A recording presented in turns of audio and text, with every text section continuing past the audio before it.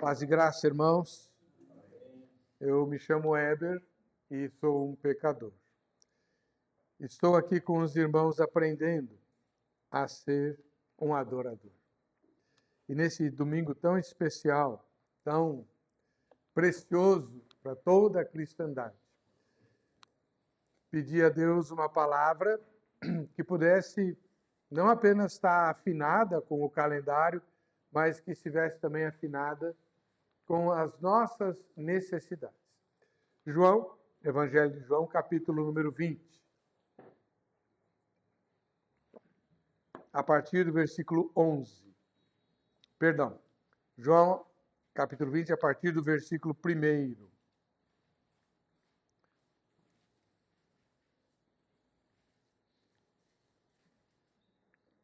No primeiro dia da semana, de madrugada, quando ainda estava escuro, Maria Madalena foi ao túmulo e viu que a pedra da entrada tinha sido removida. Então correu e foi até onde estavam Simão Pedro e o outro discípulo a quem Jesus amava e disse-lhes: Tiraram o Senhor do túmulo e não sabemos onde o colocaram. Com isso, Pedro e o outro discípulo saíram e foram até o túmulo.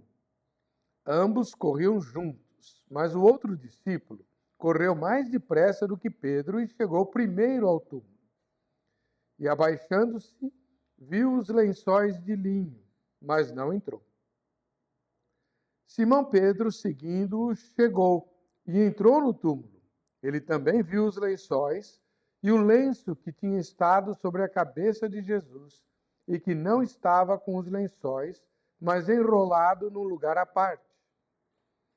Então, o outro discípulo que havia chegado primeiro ao túmulo também entrou. Ele viu e creu, pois ainda não tinham compreendido a Escritura que era necessário que ele ressuscitasse dentre os mortos. E os discípulos voltaram outra vez para casa. Maria, no entanto, permanecia junto à entrada do túmulo, chorando. Enquanto chorava, abaixou-se e olhou para dentro do túmulo. Ela viu 2 anjos vestidos de branco, sentados onde o corpo de Jesus tinha sido colocado, um à cabeceira e o outro aos pés. Então eles perguntaram: Mulher, por que você está chorando? Ela respondeu: Porque levaram o meu Senhor e não sei onde o puseram. Depois de dizer isso, ela se virou para trás e viu Jesus em pé, mas não reconheceu que era Jesus. Jesus lhe perguntou: Mulher, por que você está chorando? A quem você procura? Ela, supondo que ele fosse o jardineiro, respondeu: Se o Senhor tirou daqui, diga-me onde o colocou e eu o levarei. Jesus disse: Maria. Ela, voltando-se, lhe disse em hebraico: Rabone. Rabone quer dizer mestre. Jesus continuou: Não me detenha, porque ainda não subi para o meu Pai. Mas vá até os meus irmãos e diga a eles: Subo para o meu Pai e o Pai de vocês, para o meu Deus e o Deus de vocês. Então, Maria Madalena foi e anunciou aos discípulos: Eu vi o Senhor. E contava que Jesus lhe tinha dito essas coisas.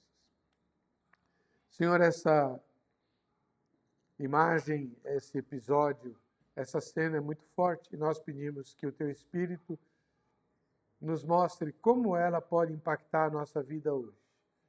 No nome de Jesus, o ressuscitado. Amém.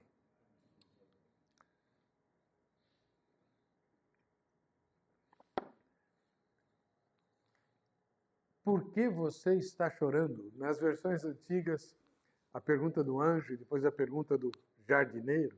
Por que choras? Tinha um programa de humor na Rede Globo em que havia um personagem lá, chamado Saraiva. E o bordão dele era ficar extremamente irritado com perguntas idiotas, né? Perguntas que não cabem, perguntas sem cabimento, né? Eu fico pensando nisso. Você tem uma mulher num cemitério, junto dos túmulos, chorando. Cabe a pergunta? Não. Mas pelo menos 2 vezes nesse trecho, Maria Madalena teve que responder. Graças a Deus ela não é o Saraiva, né? Ela respondeu. E essa é a pergunta que o Espírito Santo muitas vezes faz a nós. Hoje, dia de Páscoa, dia em que se celebra a vida, a ressurreição, a vitória sobre a morte, a certeza da vida eterna, porque ele vive, né? Posso crer no amanhã. Cada vez que eu escuto esse hino, eu fico muito edificado.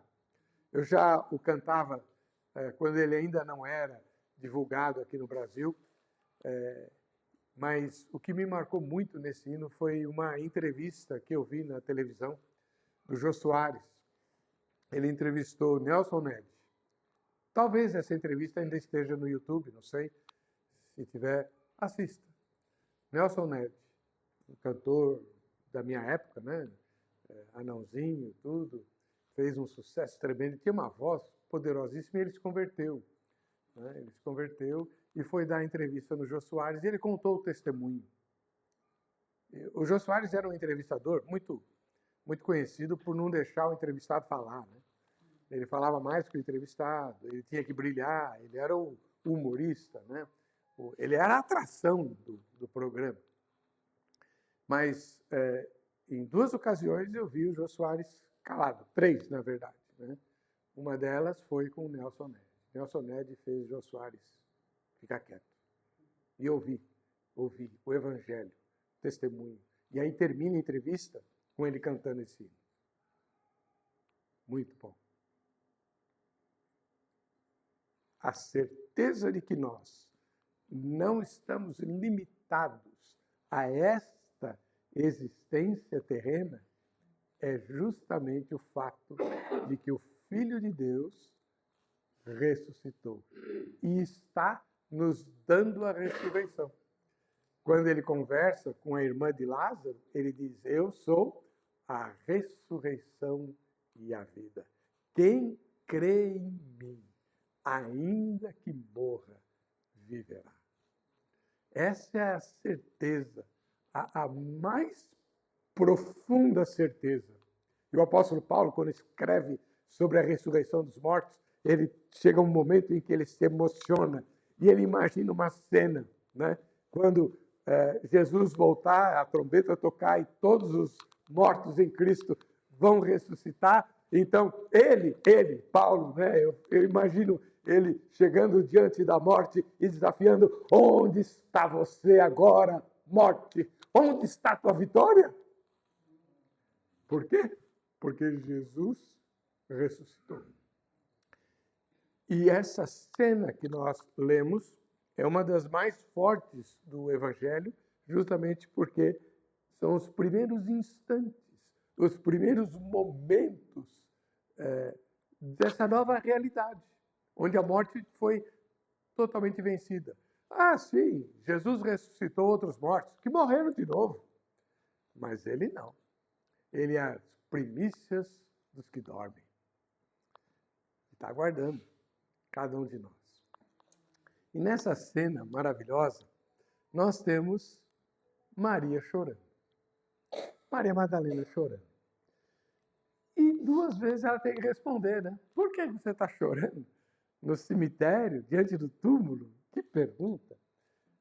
Mas por que nós choramos?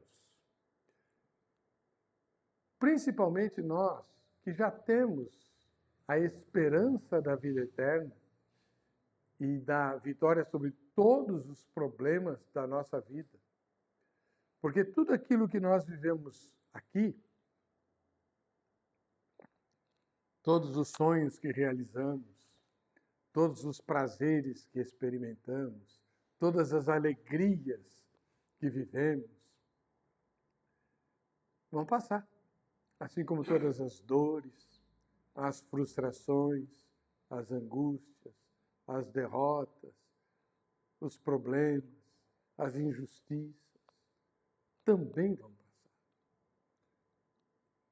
Jesus, quando abrir o reino para nós, ele vai dizer: eis que faço novas todas as coisas.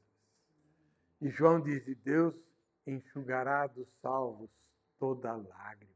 E não haverá mais pranto, nem dor, nem angústia, porque as primeiras coisas passaram. Tudo vai passar. Então por que choramos? Nós choramos. Alguns choram, irmãos, por causa das frustrações. Frustração, aliás, uma palavra que a nova geração não conhece, nem no dicionário e nem na vida, né? Que eu diga a qualquer professor ou autoridade. Frustração é uma coisa que dói. Porque é algo que você espera e não se realiza. Você sonha e não se concretiza. E o gosto que fica na boca, antigamente se falava, não sei de onde vem essa expressão, porque, né?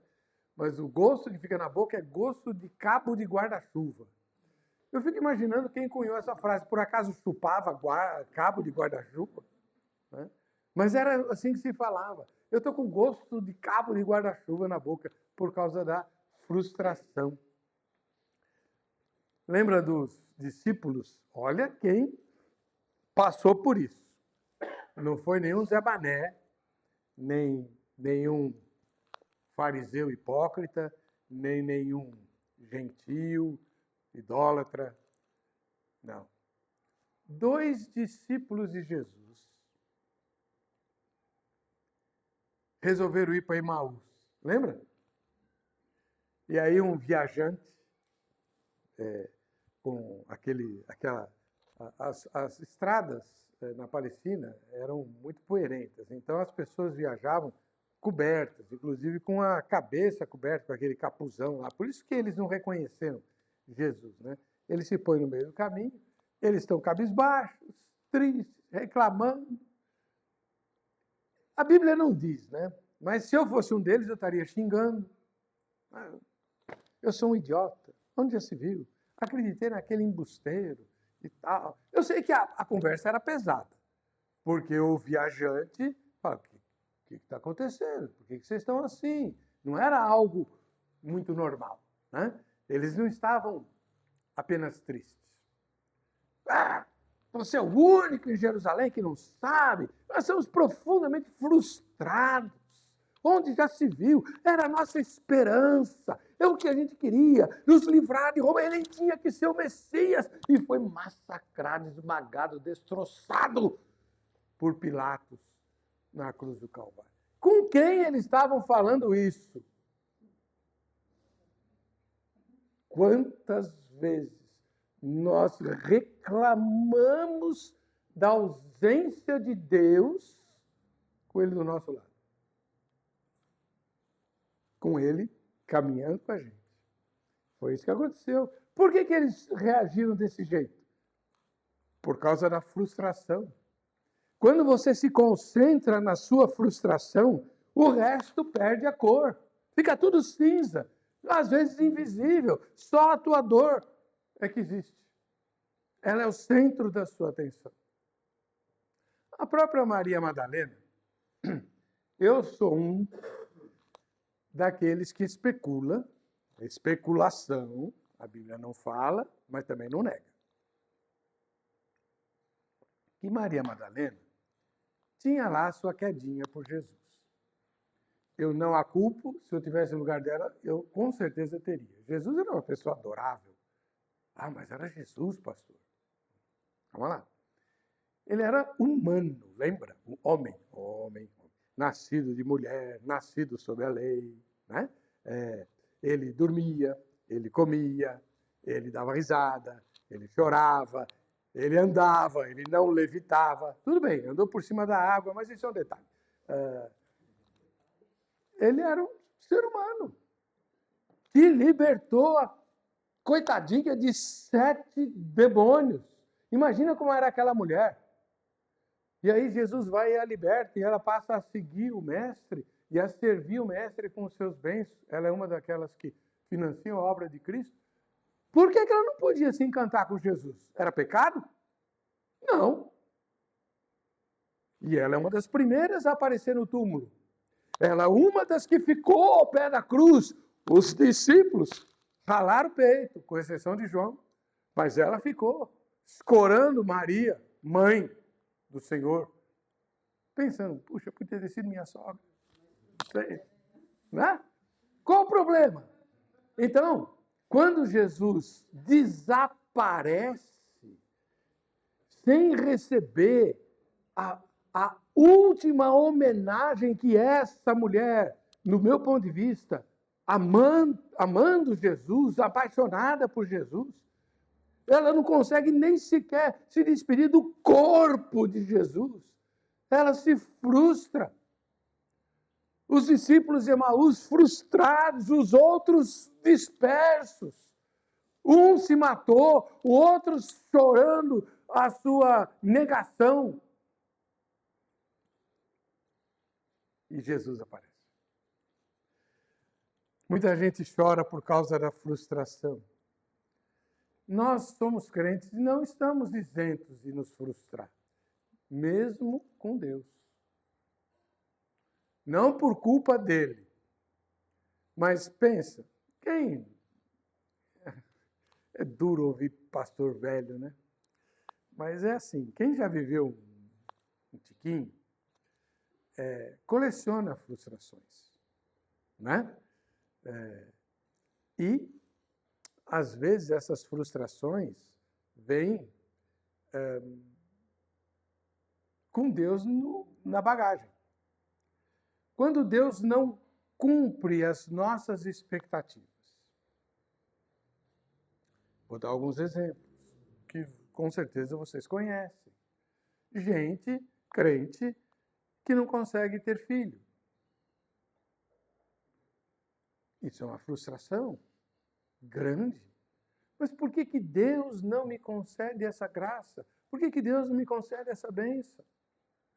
Quando você imagina uma situação em que Deus esteja presente, inclusive para ser honrado, e isso não acontece, nós falamos um pouquinho disso hoje na escola dominical, quando Ele não ouve as nossas orações caprichosas, isso gera frustração. Quando Jesus não me faz vencedor ou vencedora sobre todas as circunstâncias que me humilham, isso me gera frustração. Entre os neopentecostais, alguns deles, eles gostam muito de se escorar em promessas. Eu vou fazer de você cabeça e não cauda. E isso é muitas vezes tomado ao pé da letra. Não, eu tenho que brilhar, porque essa é a vontade de Deus. Se você não brilha, lembra de Estevão? O primeiro mártir? Homem que Deus fazia milagres tremendos pelas mãos dele. Ele foi honrado, ele foi exaltado, ele fez sucesso, ele foi cabeça. A frustração faz parte da vida. O próprio Jesus se frustrou. Entre outras circunstâncias, quando ele orou com todas as forças, e Hebreus vai dizer que Jesus orou com toda a expectativa. Vou usar um termo bem radical. Jesus orou com toda a fé para que o Pai o livrasse daquele momento. O Pai não livrou. Muitas vezes a gente não compreende o que aconteceu no Calvário. Porque, de fato, em verdade, é incompreensível. E quem é pai sabe do que eu estou falando. Você vê o filho diante dos seus olhos, sofrendo, e você tendo capacidade, poder para impedir aquela brutal crueldade injusta, e você não faz isso. Jesus bradou da cruz: por que, Pai, me abandonaste? E o Pai manteve os seus braços encolhidos e os seus ouvidos surdos à oração do seu próprio filho.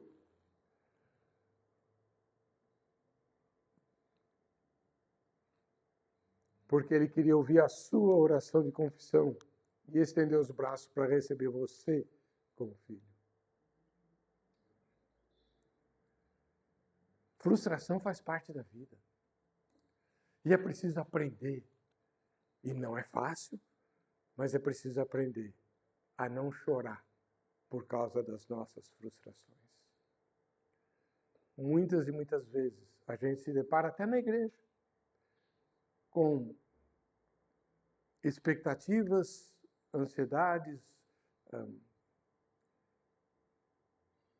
de alguns que anseiam que as coisas sejam de um jeito e elas não são, e choram por causa dessa frustração, sem discernir o que Deus de fato e em verdade está fazendo. Se Deus tivesse ouvido a oração de Jesus no Getsemane, se Deus tivesse ouvido a oração de Jesus na cruz, nós não estaríamos aqui e não haveria nenhuma esperança para a humanidade. Louvado seja Deus, que não ouviu a oração de Jesus e frustrou o Filho, para que eu e você não sejamos frustrados na eternidade. Há aqueles que choram porque não sabem onde procurar.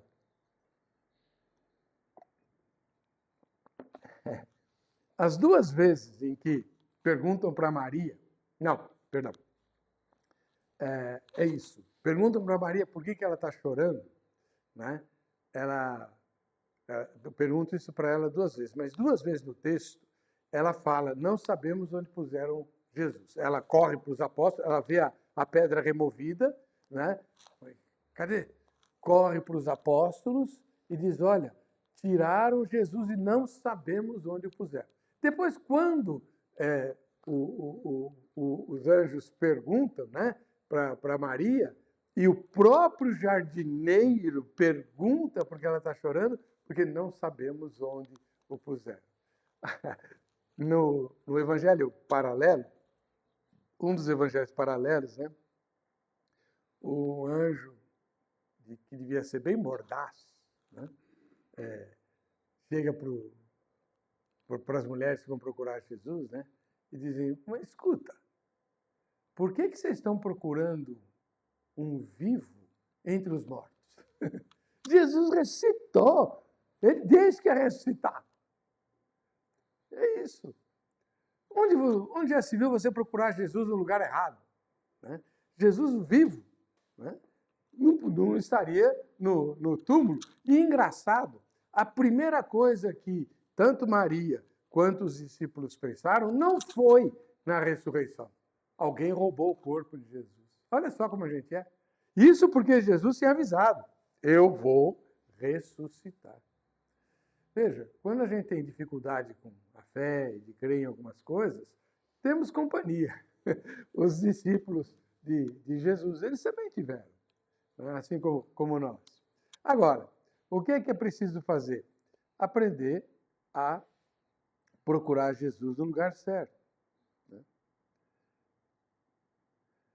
Muitas vezes as pessoas choram porque não encontram Jesus, justamente por estarem procurando no lugar errado. Nicodemos procurava Jesus na religião. Muitos de nós buscamos Jesus, relacionamento com Deus, bênçãos, sempre bênçãos, milagre, né? Proteção, libertação, na religião. Todo pastor e líder de igreja já ouviu isso. Isso aí faz parte, né? Você começa a trabalhar, evangelizar e tal, e muita gente fala assim, geralmente gente mais jovem, né? Fala assim: não, olha, eu vou eu vou para a igreja assim, mas agora eu não posso. Eu preciso resolver umas coisinhas antes, para depois, porque eu quero seguir bem certinho. Eu quero seguir bem direitinho. Né? Esse seguir direitinho é a frase que mostra. Isso é religião. Isso é religião. Ou seja, eu não estou em condições de fazer o ritual certo, de andar do jeito que Deus espera. Agora, se eu for esperar estar em condições de fazer o que Deus espera, primeiro, eu não sei até quando eu vou ter oportunidade. Por isso, Hebreus fala: hoje, se ouvirdes a voz, eu endureço o coração. Né? O dia aceitável, diz o apóstolo Paulo, é hoje. Hoje. Agora. Né? Tem um hino antigo que fala: eu venho como estou. Lembra desse hino? Eu venho como estou, eu venho como estou. Né? Muita gente quer ficar como está, mas não pode. Agora, chegar é para chegar do jeito que está. Não importa a condição, a situação. Né? Quando Saulo de Tarso encontra-se com Jesus, como ele estava?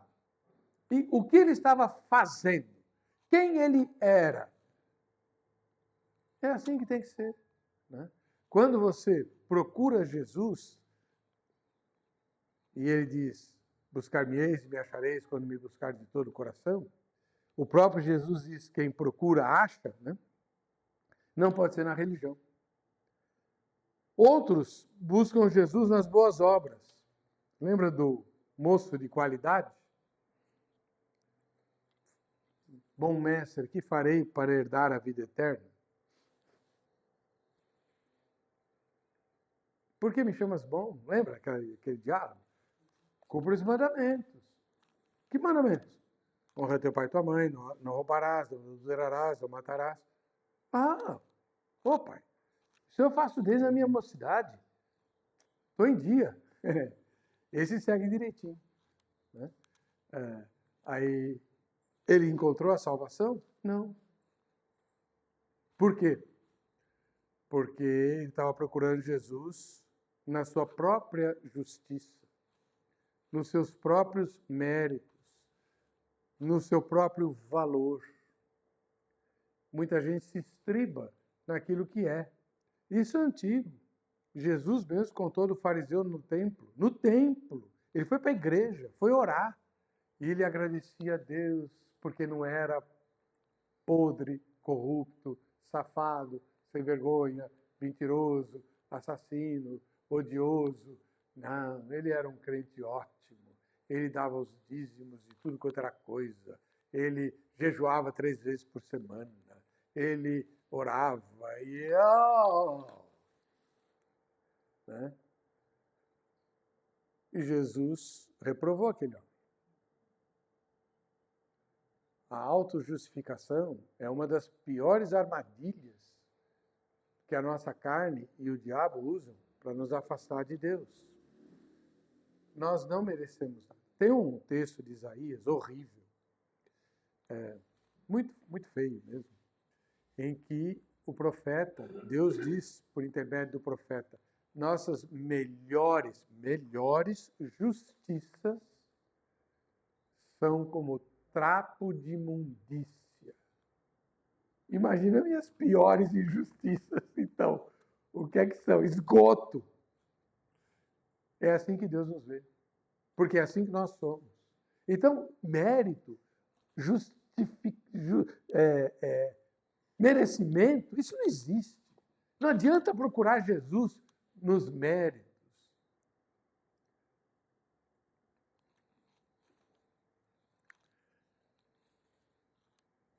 Jesus está atrás de quem busca Ele de verdade. Tem gente que procura Jesus no serviço. Por exemplo, na militância social, o que é ótimo e que é uma das coisas onde nós somos muito deficitários. Deficitários. O apóstolo Tiago diz, Tiago, com toda a sutileza dele, né? Ele é um homem muito polido e gentil, como a gente viu, né? Ele diz assim: a verdadeira religião é visitar os órfãos e as viúvas nas suas tribulações e a si mesmo guardar-se incontaminado do mundo. A gente diz que se guarda da contaminação do mundo. Pelo menos a gente fala isso, né? Agora, e os órfãos e as viúvas das suas tribulações? De vez em quando a gente lembra. Faz uma coleta, leva lá para Atibaia. Será que é só isso? Ou há muito mais a ser feito? Lutar pelo direito dos órfãos, dos desassistidos. Lutar não no sentido da militância como a gente vê hoje, né? Politizando todas as questões. Isso não resolve nada, nunca resolveu. É realmente promover socorro, promover mudança, promover libertação.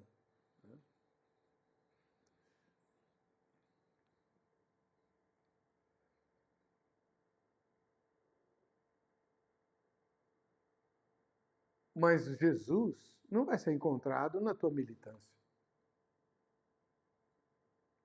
A gente pode se enganar. Não, eu estou fazendo a minha parte. E deixar todo o resto de lado, porque a gente se cobre com boas obras. É a mesma coisa. Boas obras podem ser cumprir os mandamentos, pode ser fazer boas coisas sociais, mas Jesus é muito mais do que isso. Jesus é relacionamento pessoal, por meio do qual você vai cumprir os mandamentos e fazer as boas obras, o socorro social. Mas por causa dele, por conta dele, e não para mostrar a ele. Olha, Jesus vai atrás de quem o busca. Essa é uma verdade dos evangelhos. Se alguém de fato quer encontrar Jesus, vai. Já contei a história aqui. Se não foi aqui, foi em outro lugar, mas eu sempre faço confusão. E se eu contar de novo, aguentem, eu estou velho. Eu conheci pessoalmente um senhor, hoje ele é um senhor, ele era um rapaz, um adolescente, filho de um guru, morador da Guiana Francesa, aqui no norte do Brasil. E ele era hindu. O pai dele era um guru, aqueles que ficam fazendo viagem transcendental, meditações longuíssimas. E ele seguiu a trilha do pai. E na juventude, fazendo as meditações malucas deles lá, começou a se apavorar, ele conta isso, se apavorar com os deuses que ele via, os deuses hindus que ele via nas suas visões meditativas, nos seus transes, né? Eles entram em transe e aí ele tinha contato com as divindades hindus e ele começou a ficar apavorado com essas divindades. Diz ele que elas eram horríveis e realmente apavorantes e ele queria desistir. Na fé hindu, olha só como Deus faz as coisas, presta atenção. Na fé hindu, praticamente tudo é divino. Eles são ultrapanteístas. Então, tudo é divino. Então, ele queria encontrar, não é que ele queria abandonar esses deuses, ele queria encontrar um Deus que não fosse apavorante, que fosse encantador. E a única coisa que ele conhecia era a meditação. Então, ele ficava meditando e viajando lá, tentando achar esse Deus menos apavorante. E ele lembrou que, quando criança, tinha ouvido falar de um Deus, de uma religião chamada cristianismo.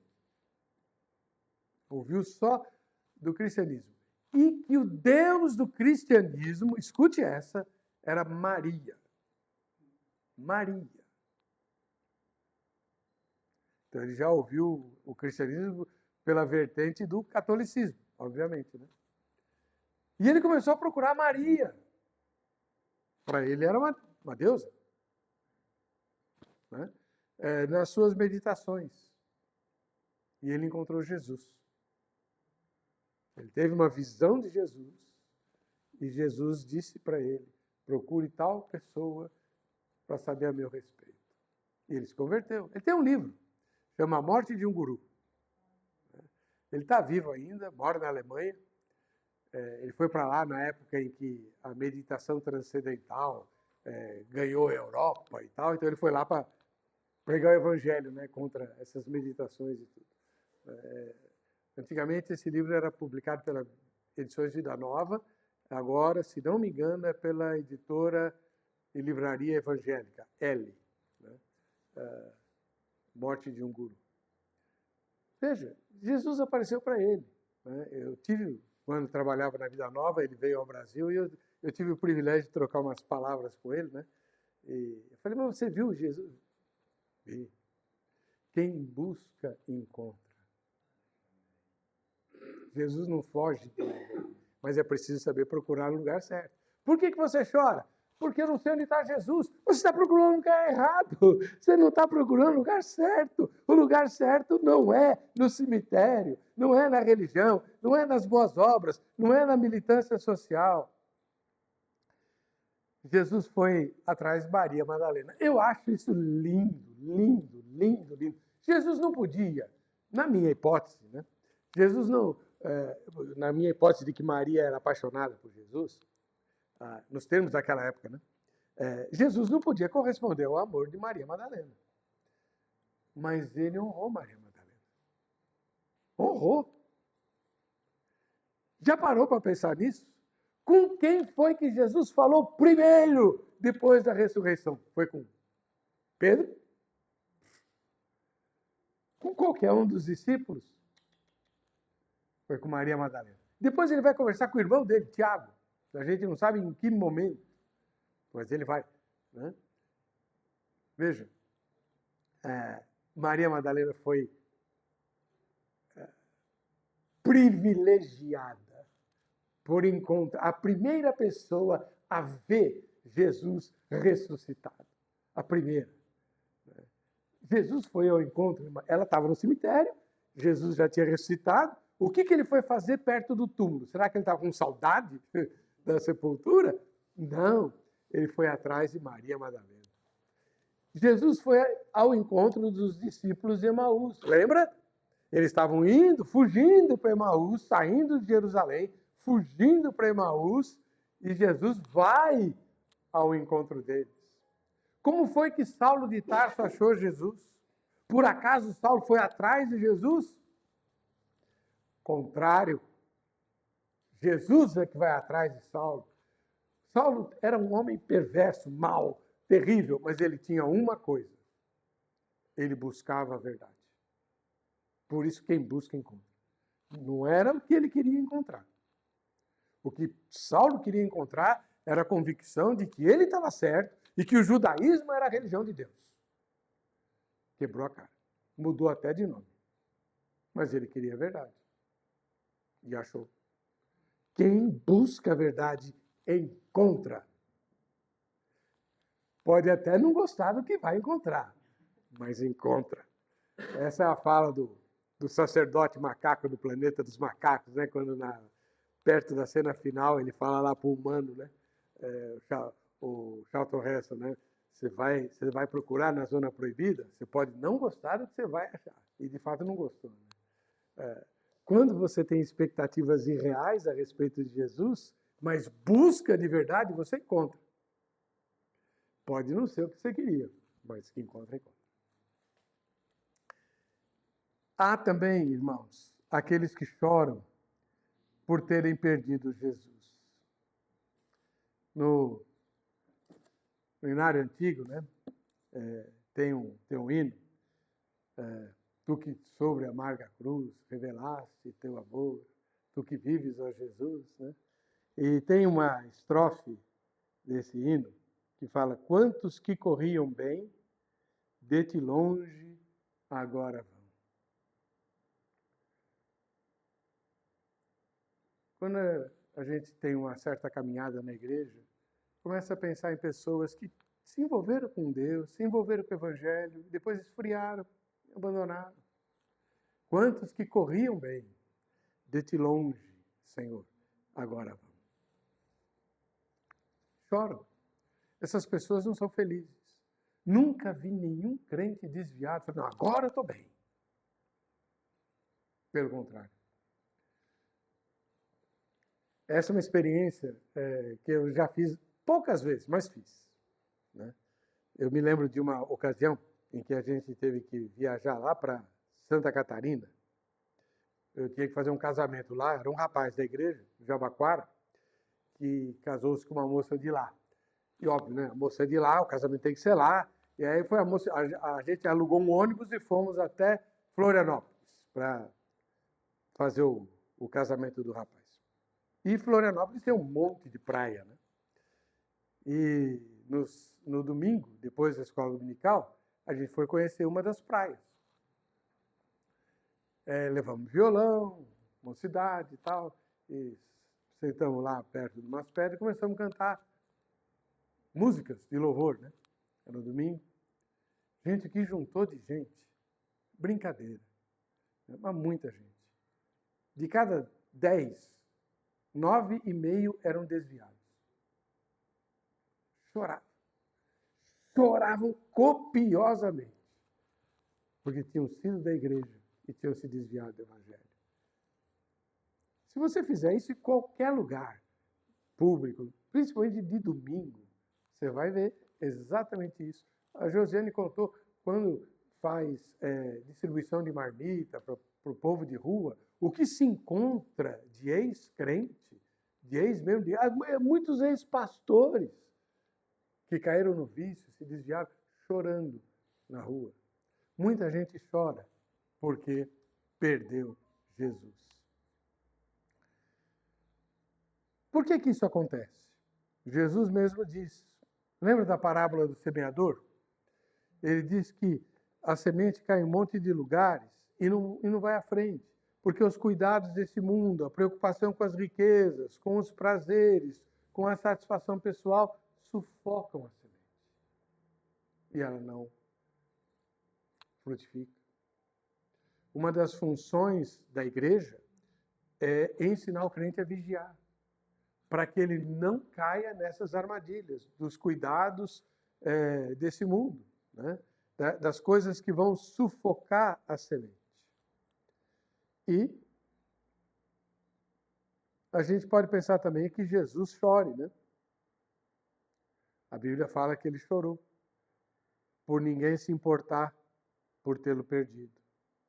Uma das cenas mais horríveis do Evangelho, eu fico imaginando, Jesus, ele não morava em Jerusalém, ele era da Galileia, e ele um dia está perto de Jerusalém, no monte, olha para Jerusalém e chora.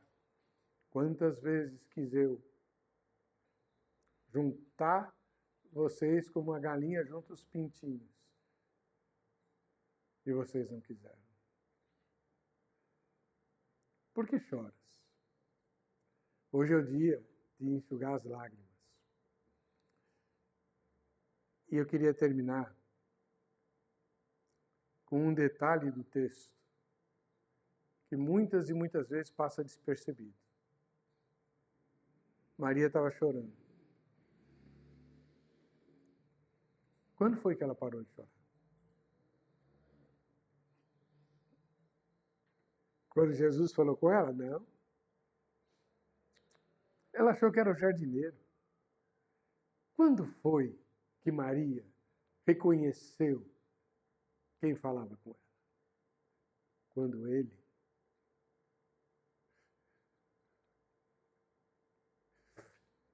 a chamou pelo nome. Quando Jesus disse, você é única para mim. O jeito de Jesus chamar Maria era único. Ela, obviamente, ouviu o nome dela inúmeras vezes na vida, mas quando Jesus a chamava, era ele. Você que está chorando por frustração, por angústias, por desavenças da vida, por desencontros, saiba de uma coisa, Deus conhece seu nome. E Ele te chama pelo nome. E a tua lágrima vai cessar. Que Deus nos abençoe.